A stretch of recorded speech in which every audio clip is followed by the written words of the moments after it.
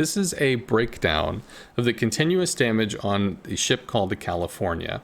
This was done at a request of a forum member known as Sailor Moon. This did take me almost 2 hours to do, so it's unlikely that I will continue to do these, but I think this is an excellent reference sheet to try to help people understand exactly what continuous values are, what they mean, how to interpret them, etc. So over on the left, we have, this is a raw, unupgraded, unaugmented base California hull. She actually has very high continuous damage as compared to other battleships, only really being eclipsed by some tier 10s, as the Montana has similar amounts but more in the mid-range.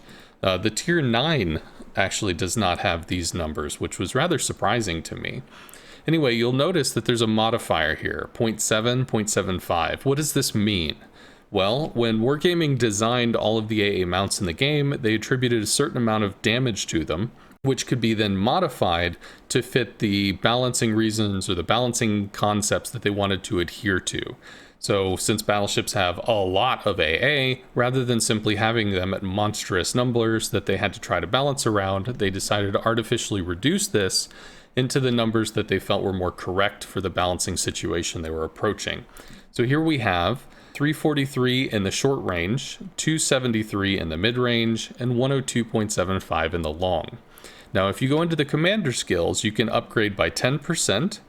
As well, with a flag, you can augment by an additional 5%, and this is the reflection of that change. So a fully augmented California with the plus 10 as well as the plus 5 has 396.2 in the short range, 315 in the mid, and 118.5 in the long.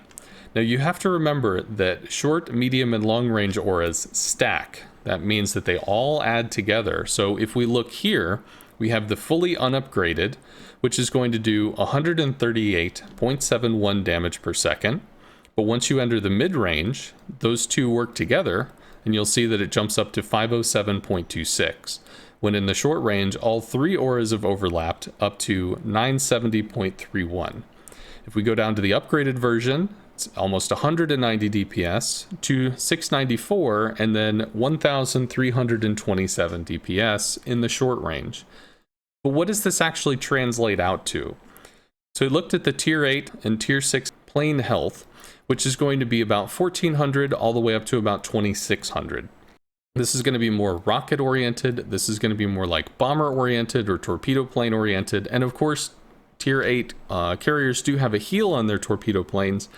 So this can be artificially extended once every 3 minutes or once every 2 minutes in the case of the Japanese torpedo planes. Nonetheless, looking at this, if you were to loiter in the long range aura, you would have something like a 10-second lifetime per plane. With the higher tier 8, more health planes, it would be 18.74. Mid-range goes down to 2.7 seconds per plane kill. Short range, 1.4.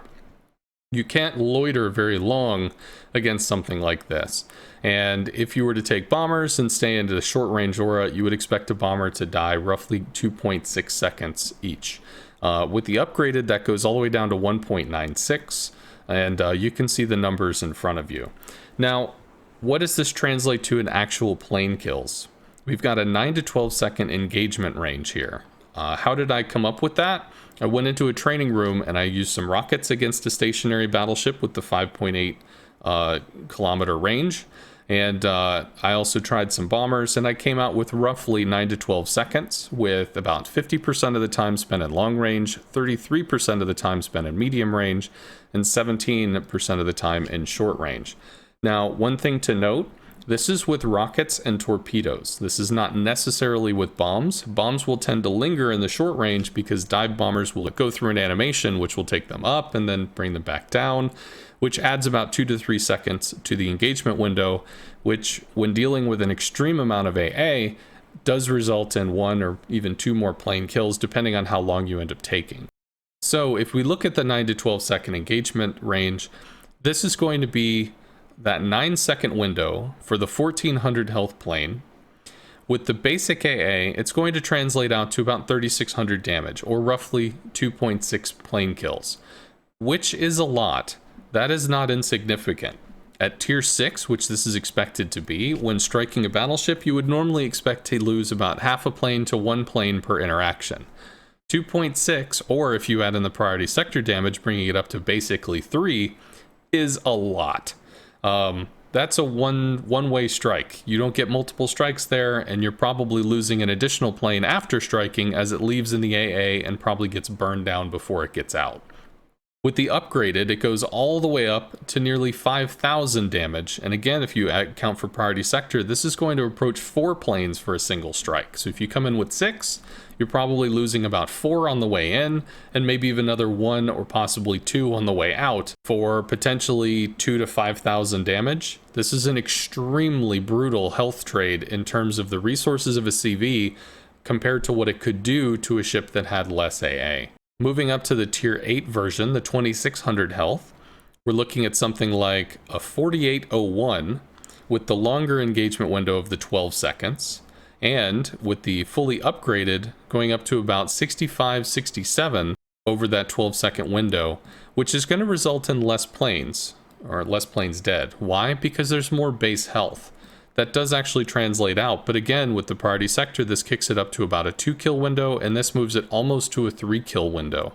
This is significant, especially if the California has a div mate, or somebody that's also within AA range who hits the priority sector button, dealing yet another 0.3 plane worth of health when they're coming in for their initial strike, as well as adding additional damage. This could easily go from 2 up to 3 alone, and then this could easily go from 3 up to 4, which is rather disastrous in terms of what a CV strike capability is. Hopefully this was informative. I'm going to leave this up as a lesson, and I do intend to have more information about flak and do some kind of flak testing later today, but at this moment I don't have that.